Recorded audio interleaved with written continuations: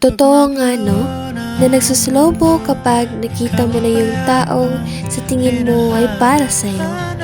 Nakakabingi nga lang ang mundo, pero ramdam ko pa rin yung sa kanya, yung kilig, yung saya, at yung pag-asa.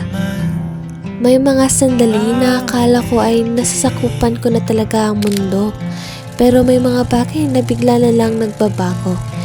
Nagbabago ang mga plano, nagbabago ang mga damdamin.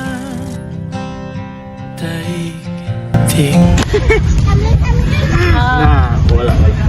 Tan, may sasabihin ng sana kasi yun. Ha? Ano? Ano kasi? Wala, sino to? Ay! At ayun, nakita ko ang aking sarili na nag-aabang sa isang tao. Kasi na nakaupan. Ay! Alex, si Zaira pala. Hi. Zay, si Lexis, yung girl best friend ko. Hi. Atan, ato sa talito ta. Ay! Alex, una na ko. Okay, Bye-bye. Akala ko ako na, pero iba pala yung gusto.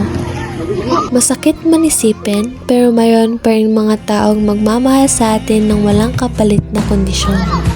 Kapag magulo na ang mundo, ikaw ang payapang hinahanap-hanap ko.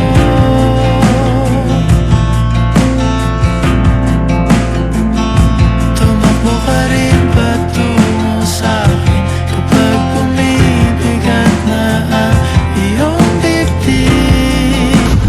Lex, treat kita. Ito, treat kita. Hindi ito kawalan sapagkat may mga taong magpapakita ng tunay na pagmamahal at magbibigay ng lakas sa ating mga puso.